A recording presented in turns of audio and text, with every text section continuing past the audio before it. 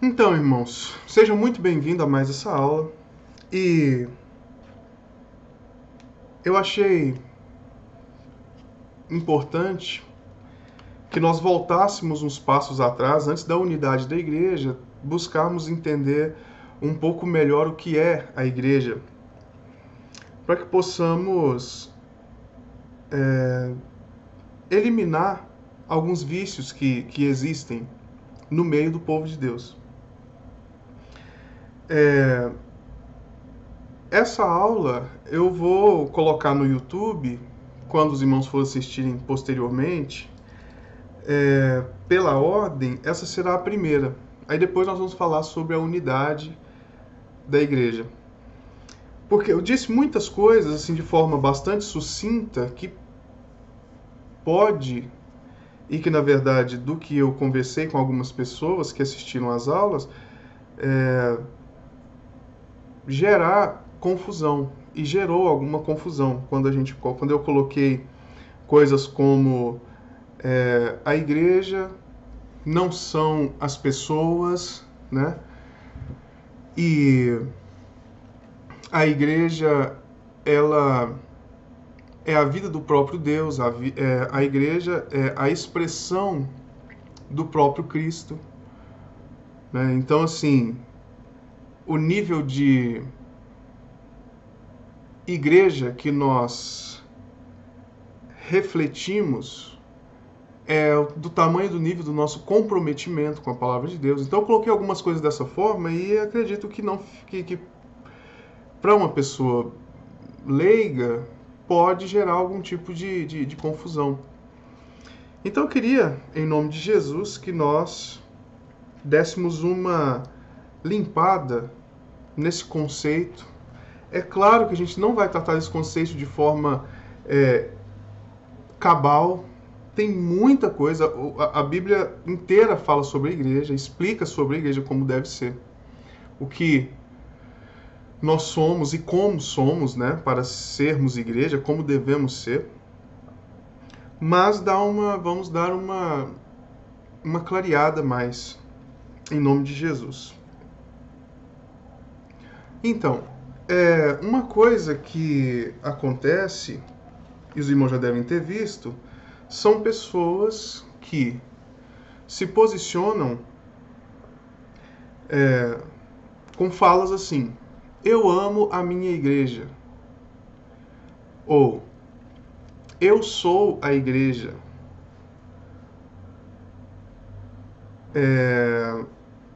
Na verdade, isso não está bem correto, né? A igreja pertence a Cristo. Foi Cristo quem a fundou, e é Cristo quem a mantém, e é Cristo quem irá receber essa igreja na consumação dos séculos. Então, como vocês verão nas aulas posteriores, né, que na verdade para quem está acompanhando são aulas anteriores, Deus vê a igreja de forma local. Deus conhece a igreja de forma universal, mas ao avaliar a igreja, ele avalia sempre de forma local. Sempre que os irmãos pegarem a palavra de Deus, lá vai estar escrito assim: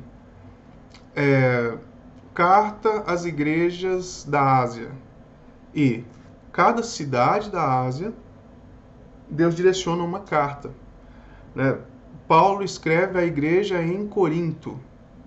Pedro pertencia à igreja em Jerusalém. Então, quando o Senhor Jesus olha, quando Deus olha as coisas, quando Deus olha para a vida da igreja, ele vê de forma local e ele avalia e ele analisa o corpo de forma local. Então você verá nas outras aulas eu colocando coisas como Deus não nos vê denominacionalmente, né? Então não adianta você dizer, minha denominação, eu estou bem, e o resto da igreja em Goiânia não está funcionando. Minha igreja é ótima. Não, nós somos um corpo. E nós precisamos ter clareza disso, ou não desfrutaremos dos depósitos que há na igreja. Quem é ou o que é o depósito da igreja? O depósito que existe na igreja é tudo aquilo que o Senhor é. E tudo aquilo que o Senhor fez e tudo aquilo que o Senhor fará através as suas obras objetivas e as suas obras em nós. Né? Então vamos lá. Efésios capítulo 1, verso 23. 23 não, 21. Verso 20. Que manifestou em Cristo, ressuscitando dentre os mortos e pondo à sua direita nos céus, acima de todo o principado e poder e potestade e domínio, e de todo nome que se nomeia, não só neste século, mas também no vindouro. Sobre a pessoa de Cristo, nós temos algumas aulas que buscam trazer luz com respeito a quem é o Senhor Jesus. Procure aí e assistam. Agora nós vamos falar um pouco sobre a igreja, sobre a unidade da igreja. Falamos de Cristo e agora estamos avançando, falando sobre a igreja, né? Então vamos lá. 22. E sujeitou todas as coisas aos seus pés. Sujeitou todas as coisas aos seus pés. E sobre todas as coisas o constituiu como cabeça da igreja, que é o seu corpo. A igreja é o corpo de Cristo. A plenitude daquele que plenifica todas as coisas. Então, a igreja é a plenitude daquele que plenifica todas as coisas. Tá, o que quer dizer isso? Vou dar um exemplo sobre uma partícula do que a igreja é, dessa plenitude. Aqui está dizendo, olha, que Jesus Cristo, ele é a plenitude de Deus. Nós já vimos isso em aulas anteriores, né? Ele é a plenitude de Deus. O que significa isso? Em parte, tá? Vou dizer só uma partinha, mas tem muito mais coisa. Deus delegou toda a sua autoridade a Jesus Cristo. Deus se expressou e se expressa através de Jesus Cristo. Então, Cristo é a plenitude de Deus. Então, todas as coisas agora devem ser feitas por Cristo, né? Por Cristo. E agora, após Cristo fazer a sua obra e estar em nós, através do seu Santo Espírito, nós somos a plenitude de Cristo. Ou seja, nós somos o seu reino. Nós somos a forma pela qual Cristo se manifesta na terra. Porque nós nos tornamos a plenitude de Cristo. Observe. Sujeitou todas as coisas aos seus pés e sobre todas as coisas o constituiu como cabeça da igreja, que é o seu corpo, a plenitude daquele que plenifica todas as coisas. Jesus é quem plenifica todas as coisas, quem deixa tudo pleno, né? Todas as coisas. E aí os irmãos terão que assistir às aulas sobre quem é Jesus, para entender esse finalzinho de texto aqui. Tá.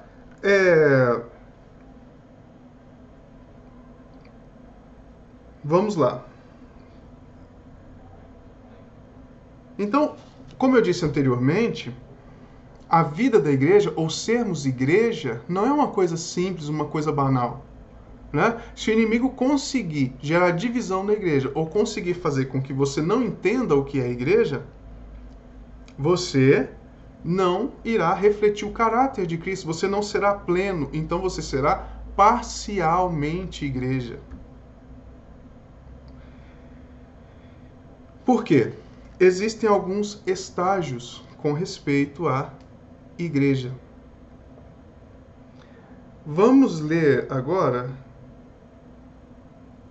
Aliás, eu vou falar logo essa parte. Olha só. Todo o Velho Testamento, ele vai nos indicar sobre Cristo, não é? A Bíblia fala que o Velho Testamento é sombra do Novo, é sombra daquele que havia de vir. Então, se você pensa em uma pessoa chegando e tem uma luz assim, então haverá uma sombra e depois essa pessoa chega. Essa sombra é apenas uma sombra, mas ela é real, é a sombra da pessoa que está chegando. Tá. Então nós temos todo o Velho Testamento indicando o que devemos fazer, como devemos caminhar, o que Cristo veio consumar e quem é a pessoa de Cristo. Então vamos pegar as festas. Quais foram as festas de Israel, né? Vamos falar sobre 3 delas, só para a gente poder ter uma noção do que é a igreja e qual foi o propósito de Cristo. Então, a primeira festa que existe para o povo de Israel, e essa festa já tipifica Cristo, a igreja, a sua obra. A primeira festa é a festa da Páscoa. E como foi a instituição dessa festa, né? A gente vai ver lá no livro de Êxodo, Moisés, para tirar o povo do Egito, Deus enviou algumas pragas sobre o Egito. E a praga de morte foi evitada através do cordeiro pascal. Como que isso acontecia? Deus disse para que pegasse o sangue do cordeiro, limpo, perfeito, sem mancha, sem mácula, e passasse nos umbrais da porta. E quando o anjo da morte passasse, ele não mataria o primogênito daquela casa. Então, esse é um aspecto de Cristo e um aspecto da igreja, um aspecto da nossa salvação. O que acontece? Qual foi a obra de Cristo na cruz? A obra de Cristo na cruz foi exatamente ser esse cordeiro que morreu e o sangue de Cristo nos cobrindo, nós aceitando o Senhor Jesus, né? Nós aceitamos o Senhor Jesus e o sangue de Cristo nos cobre e nos purifica, de forma que nós não seremos destruídos pelo pecado, não sofreremos o dano da segunda morte e por aí vai. Então, nós estamos salvos. Bom, mas para por aí? Não.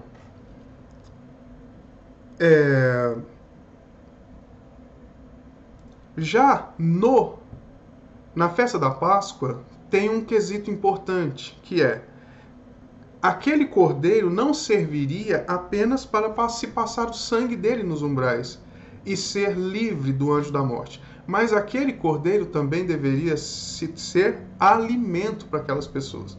E ele deveria ser comido por completo.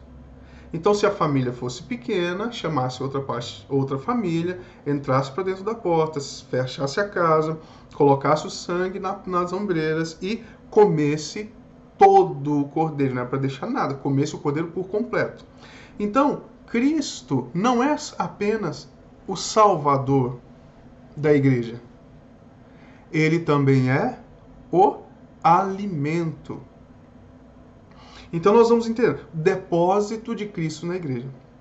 Bom, para por aí? Não. A próxima festa, no dia posterior, é a festa dos pães ázimos, ou seja, pães sem fermento. Então os irmãos verão o apóstolo Paulo falando sobre isso. Nós já lemos. Tudo que eu estou dizendo já terá uma relação com as aulas futuras, que para quem está acompanhando dia a dia as nossas aulas, aula passada. Mas vamos lá. Pães ázimos. Então nós lemos lá em Coríntio que lá fala que nós devemos não sermos cristãos com... enfim, nos livrarmos do fermento velho para que sejamos de fato como nós somos. Né? O texto vai dizer mais ou menos isso. Então nós devemos nos livrar do fermento velho. O que é isso? Fermento velho, velho homem. Então essa festa, essa segunda festa aí, ela está extremamente associada com a igreja, com a obra de Cristo e a sua igreja. Livrarmos do fermento. O fermento vai dizer do pecado, ou daquilo que facilita as coisas, não é? Fermento não é uma coisa que deixa as coisas mais macias. Eu serei bem sucinto aqui, só para que a gente possa entender algumas coisas sobre a igreja e avançarmos. Uma coisa que está muito difundida na vida da igreja é a questão do Cordeiro Pascal. O Cordeiro Pascal. Então você aceitou o Senhor Jesus como seu único e suficiente Salvador, você está salvo. Mas, para que a igreja se expresse em você, em verdade, é necessário que não fique apenas nisso. Não é? Igreja gloriosa, igreja perfeita, igreja que toma para si os depósitos de Cristo que estão na igreja.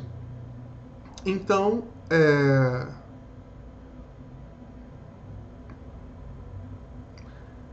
se nós ficarmos fixos apenas nesse ponto, como muitas pessoas têm dito, Jesus é o Salvador e pronto, sim, faremos parte da igreja, mas nós seremos fracos. O próximo ponto é que Jesus seja o nosso alimento. E nós precisamos comer desse cordeiro de forma completa, sem deixar nada de fora. Esse é o próximo ponto. Então, é isso que a igreja, é isso que nós, como igreja, devemos fazer, para que não sejamos parciais. Para que, de fato, nós sejamos a plenitude de Cristo. Para que, de fato, possamos honrar o Senhor. Tá.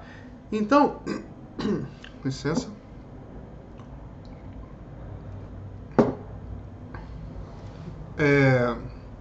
Continuando, a festa dos pães ázimos. Então, abandonarmos o velho homem. Isso é um trabalho da igreja, uma coisa da igreja. Então, se você aceitou o Senhor Jesus, colocou o sangue dele nos umbrais da porta, se você comeu da carne dele por completo, sem deixar nada de fora, e se você está deixando de lado o fermento, significa que você está caminhando no propósito da igreja, da vida de Deus. Então estamos vendo algumas coisas no Velho Testamento. Quem vai falar sobre essas coisas todas? O apóstolo Paulo. Ele sempre vai usar essas referências do Antigo Testamento, e para que possamos conhecer o que Paulo está falando, e João, e o Espírito Santo fala através desses homens, precisamos conhecer a história que está lá. Então há uma progressão. A Bíblia diz que nós somos, que a igreja é formada por reis e sacerdotes. Uma pessoa dentro da igreja, uma pessoa que faz parte da igreja, ela é rei e sacerdote. Está de forma bastante reduzida aqui, reis e sacerdotes. para Deus. Mas qual era a função de um rei e de um sacerdote? Nós precisamos entender, porque, lembra, o Velho Testamento é sombra, é a sombra de Cristo, é a sombra do Novo. Então, o que acontece? Aqui no Novo Testamento nós teremos a realidade. Mas para isso devemos observar a sombra e depois sabermos quem está chegando. Tá. Então, reis e sacerdote. Qual era a função do sacerdote? E qual era a função do rei? O sacerdote, ele tinha acesso, né, a Deus. Era a única pessoa que tinha esse acesso a Deus. E ele prestava um serviço a Deus. Já o rei, ele reinava. Ele reinava em nome de Deus. Ele reinava segundo a vontade de Deus, que ele recebia do sacerdote. Então, como que era a função? O sacerdote ia no templo, ficava lá e contemplava Deus, via o Senhor, conhecia, reconhecia, fazia os trabalhos, conhecia os utensílios, né? Deus falava com ele, ele tinha as pedras Urim e Tumim nos ombros e tinha aquela vestimenta sacerdotal, né, com várias pedras, e cada uma significava uma tribo de Israel, com 12 pedras, a tribo de Israel. Então, o sacerdote recebia de Deus, ao contemplar a Deus, ao ficar com Deus, até essa proximidade de Deus, ele recebia de Deus essa incumbência, essa revelação, e passava para o rei. E o rei tomava as atitudes e fazia com que as coisas funcionassem daquela forma, como o sacerdote havia dito. A igreja, ela tem essa dupla função. Nós, como parte da igreja, temos essa dupla função. Somos sacerdotes e somos reis. Como que isso funciona? Nós temos como igreja, nós precisamos contemplar o Senhor Jesus, olharmos para Ele, ouvirmos o que Ele diz, conhecermos a Sua palavra, conhecermos o seu desejo, conhecermos o seu coração como sacerdotes. Não negá-lo. E após termos feito isso, nós também temos a função de reinar, de trazermos o reino dos céus para a terra, a começar a nossa família, nossas casas, nossas finanças, nossos sentimentos, nossa alma por completo, trabalho. Então nós temos essa dupla função. Então, como igreja, nós precisamos ter essa clareza, esse direcionamento de Deus, de contemplarmos a Deus como igreja. Contemplarmos. Nós já conceituamos contemplar em aulas anteriores, né? Olha só. Quando você conhece uma casa, quando você conhece um lugar, você conhece ele de forma fragmentária. Você consegue contemplar quando você toma uma certa distância e você tem clareza daquele quadro todo, então você começa a contemplar, você olha e você consegue ver a beleza daquilo tudo, consegue conhecer a obra, consegue conhecer aquilo por completo, né? E esse é o trabalho de todo cristão, o trabalho da igreja, para fazermos parte da igreja e refletirmos o que é de fato a igreja, não sermos parciais. E ao conhecermos essa obra, então nós temos a condição de reinar. E reinaremos conforme Deus quer que façamos. Deus quer que reinemos, né? Então eu vou levar a autoridade de Deus para dentro da minha casa, primeiramente na minha vida, depois para minha casa, para o meu trabalho, para todos os lugares, e eu vou reinar a partir dessa contemplação de Cristo, com todo o depósito de Cristo, tá? Então, vou reinar, porque eu vou mandar em todo mundo. Gente, o texto é assim: aquele que quer ser grande, seja como aquele que serve.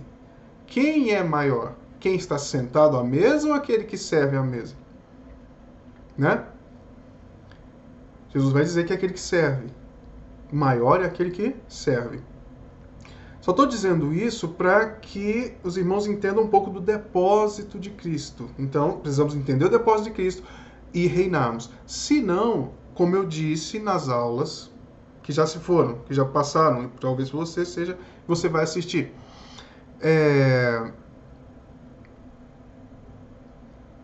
Parciais.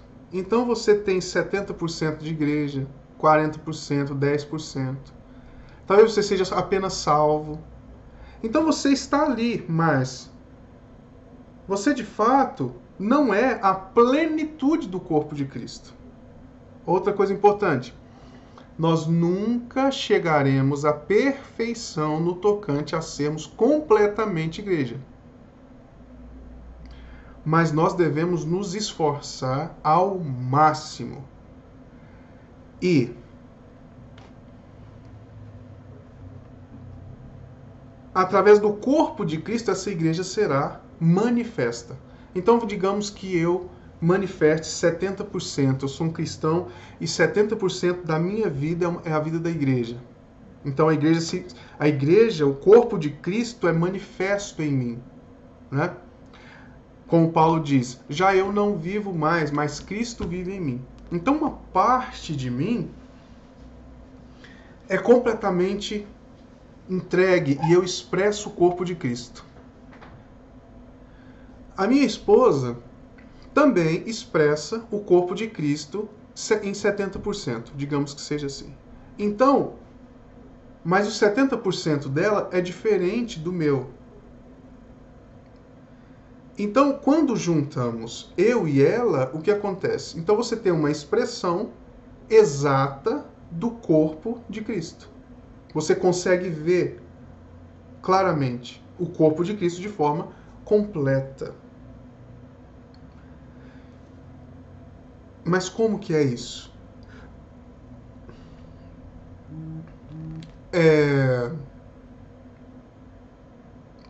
Isso não vai se dar com duas pessoas apenas. Mas como os irmãos verão nas aulas, isso se dá através da igreja na história. Quando nós lemos aqui os capítulos de Apocalipse, demonstram a igreja o seu papel na história, o depósito que Deus vai dando, depósito de entendimento, depósito de amor, depósito de exemplo, depósito de caráter. Tá tudo lá e nós vamos desfrutando daquilo. De forma que o caráter de Cristo, quando você junta, sei lá, 1000 pessoas em seus pontos que refletem o caráter de Cristo, você começa a entender um pouco de Cristo.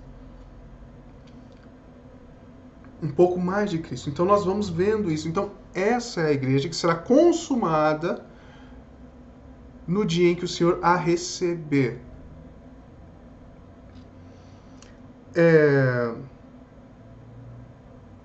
Então, mais esse ponto. Olha só. Reis e sacerdotes. Então nós somos salvos, né? O exemplo lá. Somos salvos. Depois nós avançamos para... nós comemos da carne do cordeiro, somos salvos, depois nós nos limpamos do fermento, e depois nós vamos avançando para as primícias, nos tornamos primícia pela graça de Cristo, porque Ele é a primícia, e se a primícia é santa, todo o resto é, e a gente vai avançando e vamos nos tornando igreja, vamos bebendo disso, vamos entendendo isso cada vez mais, e vivenciando essas coisas. Tá, vamos lá em Apocalipse, capítulo 1. Quero mostrar um outro tipo para os irmãos.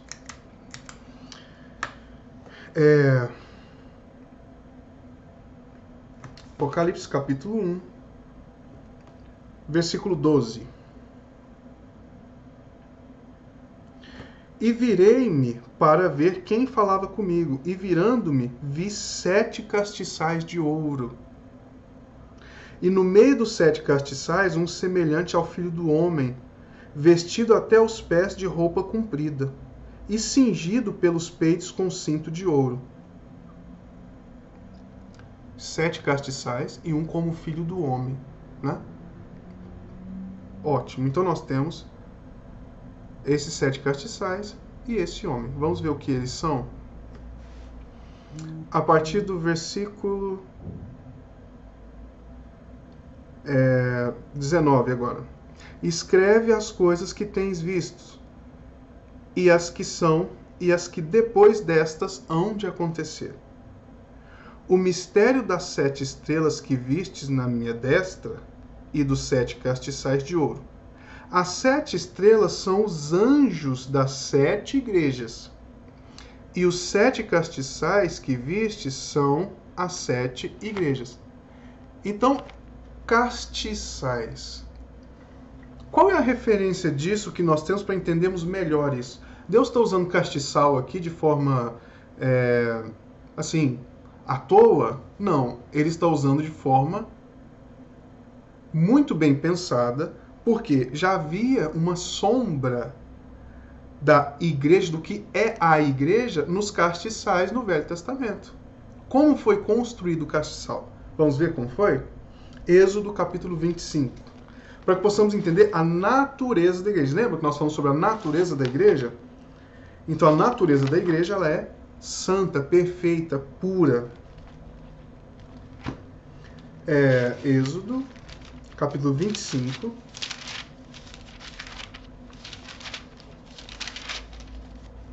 Versículos 31 a 34.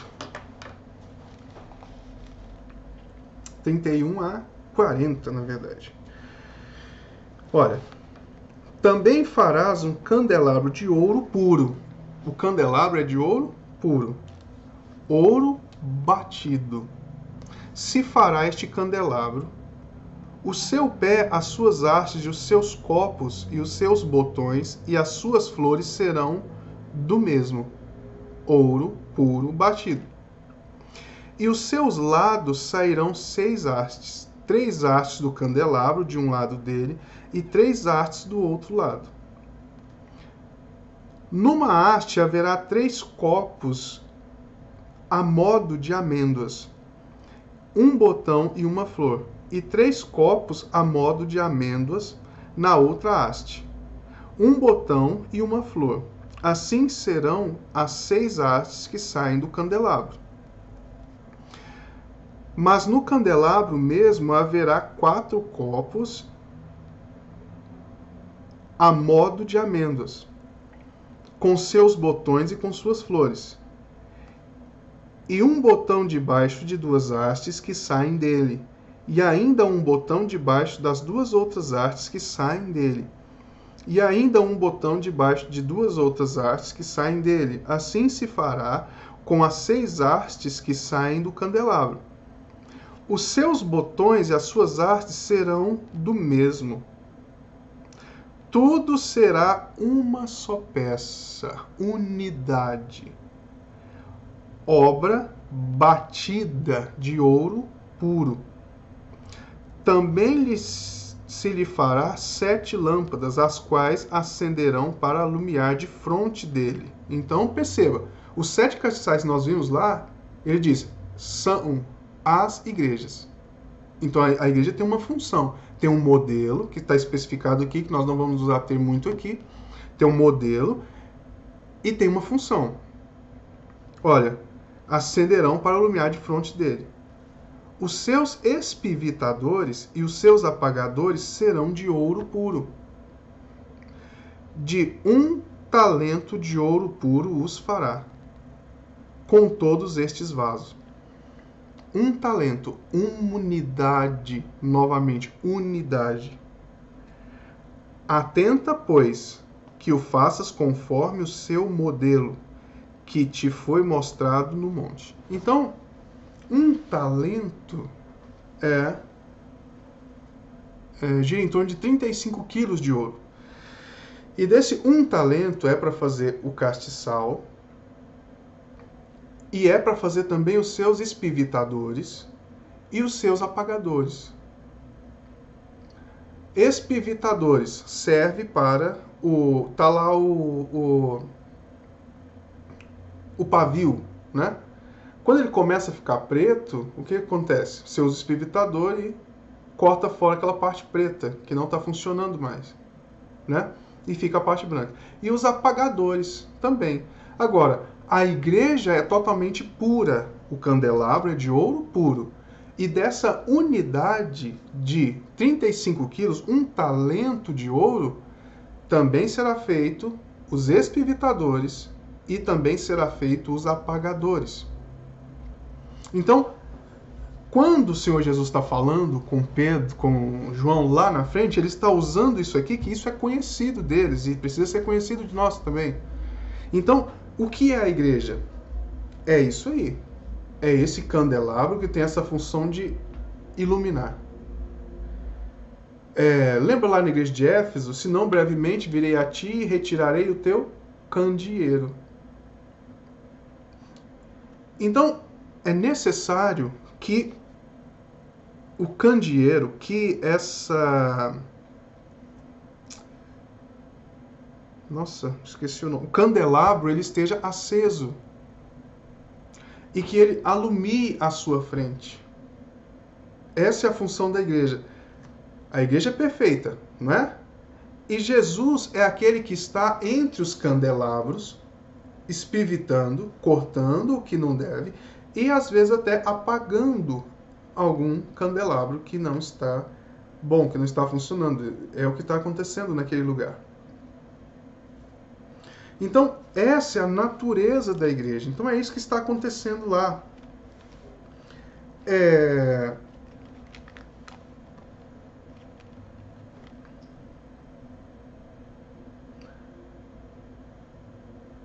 Perfeição, unidade. Perceba que de uma peça, de uma unidade é feito o candelabro e o espivitador e o apagador. E o ouro, na palavra de Deus, sempre vai dizer da santidade de Deus. Ou de santidade, tanto nossa quanto de Deus. E é isso que ele está fazendo lá com respeito às igrejas. Então tem muito sobre a igreja no Velho Testamento, tem muitos tipos, e o apóstolo Paulo, João, Pedro, todos irão usar a sombra, que é o Velho Testamento, e mostrar a realidade que está no Novo, que está em Cristo. O cumprimento disso é em Cristo. Bom, vamos lá.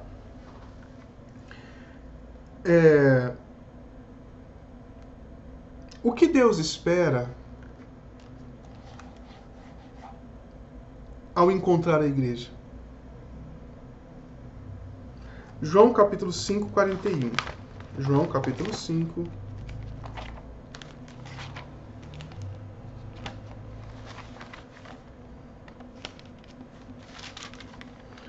João capítulo 5.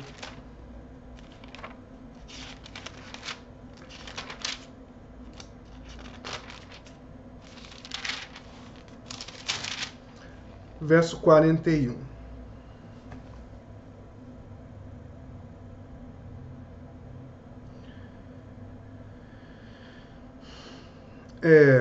Verso 39. Examinais as Escrituras, porque vós cuidais ter nela a vida eterna, e são elas que testificam de mim. E não queres vir a mim para terdes vida. Eu não aceito glória dos homens, mas bem vos conheço, que não tendes em vós o amor de Deus. Olha que interessante. O que Jesus está dizendo? Eu não aceito glória dos homens. Eu não aceito glória dos homens.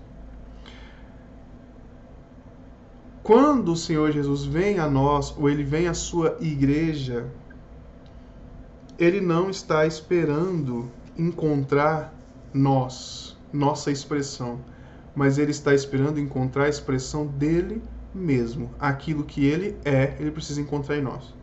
Mais um tipo no Velho Testamento. Lembra quando Deus fez Eva? O que Adão disse? Observe lá. Em Gênesis, Deus coloca um sono sobre Adão, um pesado sono, e tira-lhe algo que para nossa tradução é costela, que não fica muito bom. E desse algo, ele não é faz. Ele... Nossa, gente. Constrói. Não é constrói. Edifica. Dessa parte do homem, ele edifica uma mulher. A tradução mais correta seria isso. Edificou uma mulher. De mesma forma está acontecendo com a igreja. A igreja está sendo edificada através dos tempos, através dos anos todos, e as coisas vão caminhando, né? Através de nós, uma parte em mim, uma parte em você. E a gente vai crescendo, a manifestação da igreja, a manifestação do reino dos céus. Lembra lá? Um reino do diabo e um reino dos céus, né? Sobre esta pedra edificarei a minha igreja, e as portas do inferno não prevalecerão contra ela. Então agora há um reino de Cristo e demonstradamente um reino do diabo. E as portas do inferno não prevalecerão contra ela. Então nós fazemos parte deste reino. E para fazermos parte desse reino, para reinarmos, temos que cumprir aqueles quesitos. Avançarmos simplesmente da salvação, né? Cristo tornar-se o nosso alimento. Depois que Ele torna o nosso alimento, nós estamos vivos. E estamos vivos, então nós devemos abandonar as coisas do velho homem, as coisas que estão associadas à visão adâmica de ser. Coisas que nós já estudamos anteriormente também, né? Sobre as epístolas paulinas.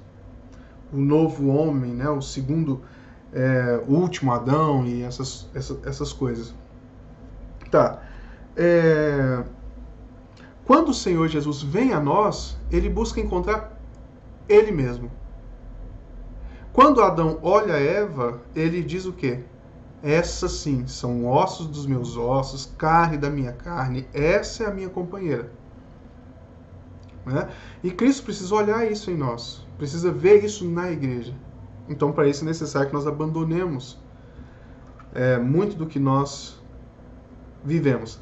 Nas aulas, vocês verão que eu vou dizer algumas vezes que Deus não morreu para que houvessem milhares de pessoas salvas, ou milhões de pessoas salvas, mas Ele morreu principalmente pela sua igreja, para ter uma esposa, para trabalhar, edificar, santificar, para apresentar a si mesmo sem igreja gloriosa, sem rugas, sem máculas, sem nada. Ele morreu por isso. E não apenas para a salvação. Então, é nesse sentido que nós estamos falando sobre igreja e precisamos entender disso. Então, vamos continuar. Romanos 7, versículo 18. Romanos 7, versículo 18. Porque eu sei que em mim, isto é, na minha carne, não habita bem algum. E com efeito, o querer está em mim, mas não consigo realizar o bem. Então, irmãos, todo o processo, as propensões da sua carne, os desejos, por mais lindos, por mais belos que sejam, Deus não está atrás deles. Irmãos, isso é tão importante que entendamos.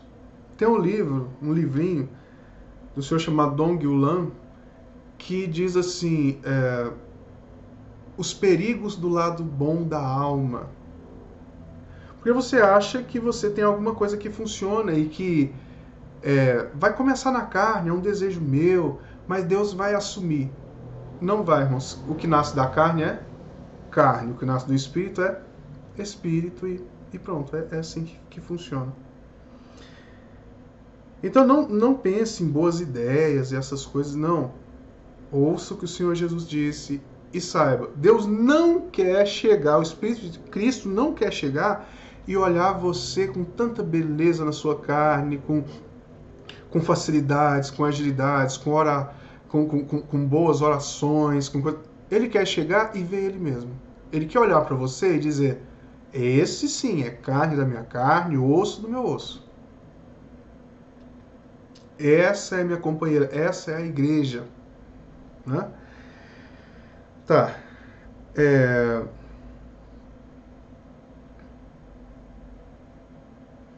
Efésios capítulo 5, verso 27.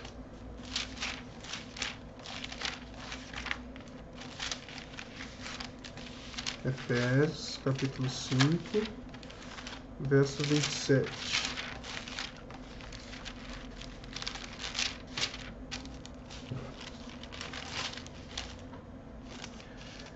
É... 26. Não, 25.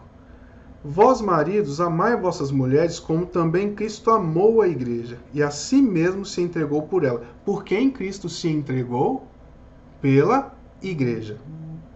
Para a santificar, purificando-a com a lavagem da água pela palavra.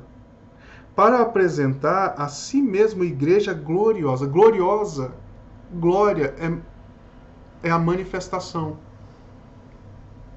Quando eu dou glórias a Deus, quando eu falo glória a Deus, o que eu estou dizendo? Eu estou vendo, eu estou contemplando o quanto Ele é glorioso. Eu estou vendo, percebendo a sua manifestação. Então eu digo glórias a Deus, ou glória a Deus, né? Pela sua beleza. Eu vi, então o pastor está pregando e Deus fala ao meu coração e eu percebo essa glória, essa manifestação. Então eu digo glórias a Deus. Eu louvo, eu o adoro, eu o elogio, enfim. Não é o nosso assunto agora, mas vamos lá. Apresentar a si mesmo a igreja gloriosa, a igreja que expressa, a igreja que ao mundo ver, reconhece, percebe. Essa é a igreja gloriosa, sem marcas, sem rugas, nem coisa semelhante, mas santa e irrepreensível. É isso que nós devemos lutar. É isso que nós devemos lutar. A todo momento. Confiados no trabalho de Cristo que já nos deu essa condição. Os irmãos verão, texto que nós vamos ler, que nós devemos abandonar o fermento velho para que possamos nos apresentar como de fato somos. Porque quem nos fez assim? Cristo. Então nós precisamos avançar para que sejamos de fato igreja, sejamos filhos maduros, em outros sim. Né? Tá.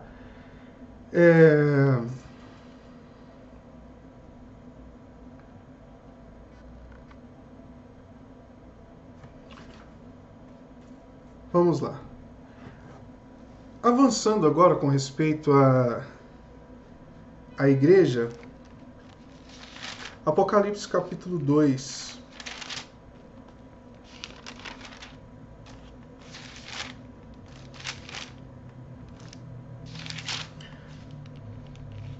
Aliás, irmãos, porque nós agora entraríamos na igreja de Pérgamo, né? Guardem só isso. Pérgamo significa casamento, união, né? Éfeso significa desejável. Esmirna, angústia, sofrimento. Pérgamo, união. Então, na nossa próxima aula, no nosso próximo estudo, nós veremos como se deu essa união e como se dá essa união. O que o Senhor Jesus está falando para a igreja de Pérgamo e o que nós vamos aprender com isso para as nossas vidas. A aula já está com 48 minutos. Já está bem extensa, né? Então não vou avançar nesse ponto aqui. Vai ficar para a terça que vem. Muito obrigado por assistirem. A gente não fez lá lá onde tem os livros e tal, a gente está resolvendo umas coisas, mas creio que a nossa próxima aula já será lá novamente, bonitinho, né? Muito obrigado, ótima semana, ótima noite, Deus abençoe e até semana que vem.